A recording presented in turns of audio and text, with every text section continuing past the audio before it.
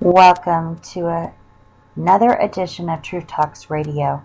Today we are discussing the Wounded Warrior Project, the fundraiser by the J Sands Network from Night Talks called Shave the Stash, i.e. meaning shaving J Sands' mustache, to raise money for the Wounded Warrior Project.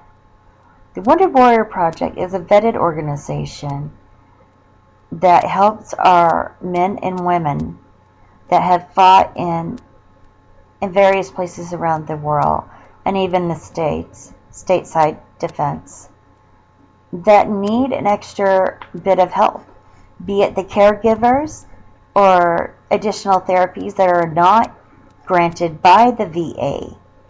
The Wounded Warrior Project is fabulous. I have permission to play their public service announcements from the Wounded Warrior Project. I've asked them personally. And so I have one here. It's the timeline of the Wounded Warrior Project. I want you to know what the money that you give, what it's going to support. And perhaps it might get you to give a little bit more. This could be your brother, your sister, your aunt, your father, your grandpa. They help veterans from the Vietnam era. And if you're in need of services, please contact the Wounded Warrior Project. It takes a strong person to ask for help. Be strong, not weak. Give to the Wounded Warrior Project. For a decade, beginning with a backpack and a promise to aid along the journey, Wounded Warrior Project has been guided by a mission to honor and empower wounded warriors. Through a holistic approach, we help warriors engage with each other, nurture and heal their bodies and minds, and provide meaningful economic empowerment. Sometimes the simplest gesture can have the greatest impact for a warrior wounded on the battlefield. A little comfort can go a long way.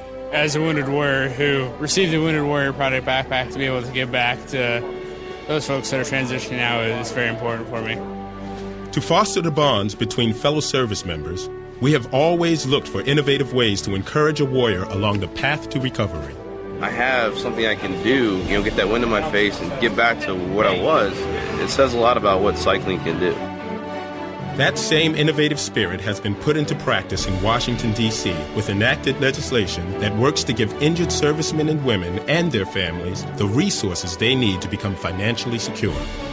When warriors need a voice in the highest halls of government, we are that voice. By going out and speaking to raise awareness, as I and many, many other soldiers have, we help them out in many, many ways. The journey to physical and mental wellness is supported through outdoor rehabilitative retreats that encourage bonds with nature, peers, and trained counselors. These bonds, strengthened by working together, aid in healing the invisible wounds of war. Goals and academic achievement have become central in our focus. We have developed the first education center in the nation designed for injured servicemen and women. Wounded Warrior Project alumni have also given back to those that helped them through their darkest hours. By sharing their personal stories of success in overcoming obstacles, warriors encourage medical staff to continue their thankless efforts in helping others. It's great that they come back and they share with other people because there's others like them that are going through the same thing, and they're such great role models. The road to recovery is often not traveled alone. A family also shares in the battle back at home. We have effected policy to help those families with needed financial assistance decades after their loved one's military service is over. There's a huge amount of help that Wounded Warrior Project has given the caregivers, and we need to make sure that you know that. A warrior's journey back into his or her community is a path littered with obstacles. We help warriors find out what that independence means for them and work to make that goal a reality. A continuing focus on overcoming the mental wounds of war has led to the development of high-touch and high-tech tools designed to aid a warrior's recovery, even if that recovery takes place in front of a computer. If I can make others or help others get to a better place because of the experiences I've had, that makes me feel good. From backpacks in the basement to over 32,000 alumni served to date, we have come a long way in helping warriors on their path to recovery.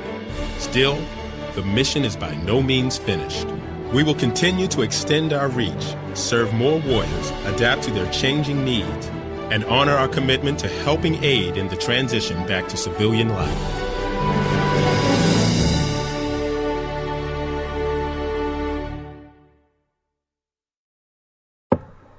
And that is true.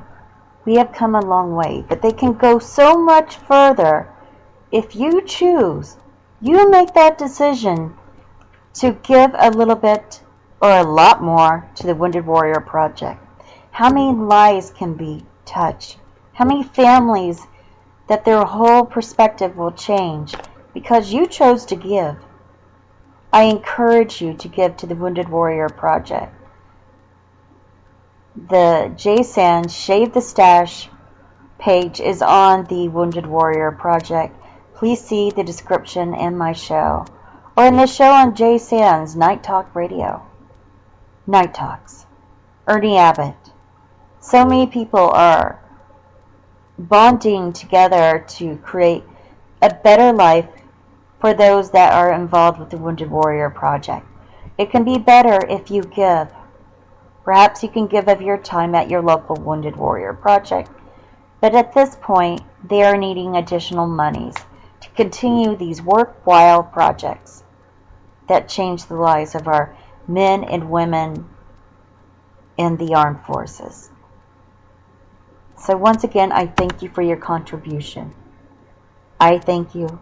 Ernie thanks you. Goofy Bone thanks you. Southern Cowboy thanks you. And of course, J. Sands, without his stash, will thank you.